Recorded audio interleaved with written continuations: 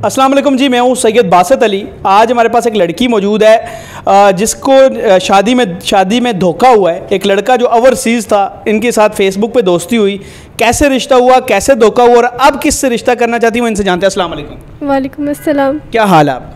मैं ठीक, आप सुनाएं। अल्लाह का शुक्र। मुझे ये बताएं कि आपकी शादी कैसे हुई थी और क्या हुआ था? फेसबुक के ज़रिए हुआ था। मैं मिडिल क्लास फैमिली से बिलोंग करती हूँ। मतलब उसकी पोस्ट देखी, मैसेजेस पे बात हुई तो रिलेशन में आए। मतलब उसने काफ़ी इंसिस्ट किया और मुझे काफ़ी वो यकीन दिलाया कि मैं अच्छा लड़का हूँ, ये वो। तो मैंने बोला कि आप आएँ पाकिस्तान, मेरे पेरेंट्स से बात करें रिश्ते के लिए। तो वो आ भी गया 2-3 मंथ बाद। तो मुझे वाकई यकीन हो गया कि ये फ़ेक नहीं है, लॉयल है मेरे साथ। तो जब वो आया तो उसने आपको देखा हुआ था फेसबुक के ज़रिए? नहीं, वीडियो कॉल या किसी तरह? हाँ, वीडियो कॉल पे। अच्छा, देखा हुआ था, ठीक है।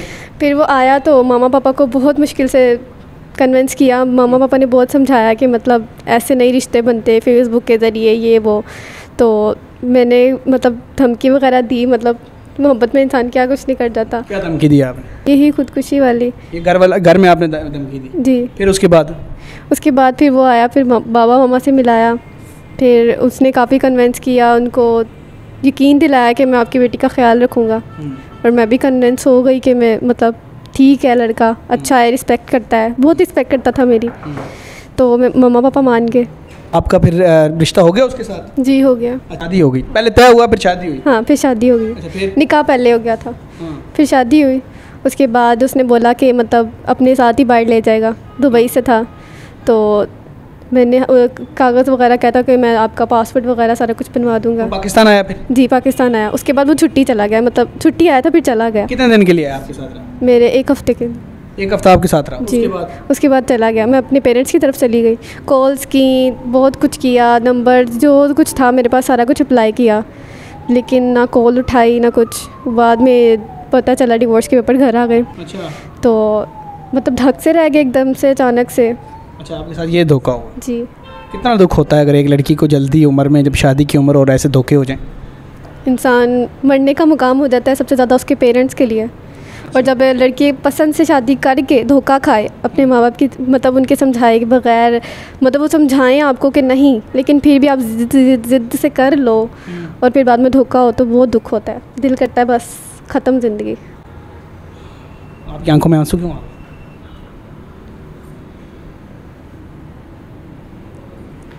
दुख तो होता है। अच्छा, मुझे ये बताएं कि अब आपने खैर दोबारा भी शादी करनी है, चलें ये बताएं किस तरह का इंसान होना चाहिए?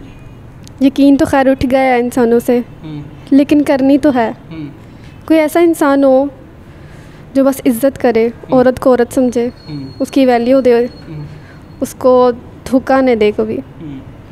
निकाह पर आईडी बनाई है आपने? जी, बिल्कुल बनाई। वहाँ रिक्वेस्ट भेज सकते हैं? जी, बिल्कुल भेज सकते। अपनी मर्ज़ी से वहाँ नोटिफिकेशन में जो रिक्वेस्ट आती है रिश्ते की देख सकते हैं? जी, बिल्कुल। ठीक है जी, आप इनको भी और किसी को भी रिक्वेस्ट भेज सकते हैं। निकाह ऐप पर आईडी बनाइए। इन्होंने फीमेल्स भी ज्वाइन करती हैं और मैं ज़्यादातर फीमेल्स को कहूँगा इन वीडियो के तवस्सुत से कि ज़्यादा से ज़्यादा ज्वाइन करें। बहुत सी फीमेल्स होती हैं जिनके रिश्तों का उनको मसला है घरों में, तो आप निकाह ऐप ज्वाइन करें। आपका जल्दी वहाँ से रिश्ता हो सकता है, किसी का 10 दिन में, 20 दिन, महीना भी लग सकता है, किसी का लेट भी हो सकता है, ऐसा ही मेल्स का भी। तो आप अपनी आईडी बनाएं और अपने रिश्ते निकाह ऐप से करें। और मर्दों के लिए 2200 पैकेज है, फीमेल्स के लिए बिल्कुल फ्री है। आप ज्वाइन करें और अपना रिश्ता आज से ही निकाह ऐप से ढूंढें। निकाह ऐप का जो प्ले स्टोर पे लोगो है वो इस तरह का है, और लिंक अगर तरीका देखना है आपको टिकटॉक, इंस्टा के बायो में मिल जाएगा, फेसबुक के कमेंट में मिल जाएगा कि कैसे इसको ज्वाइन करना है। मुझे दें इजाज़त, खुदा हाफिज़। अल्लाह हाफिज़।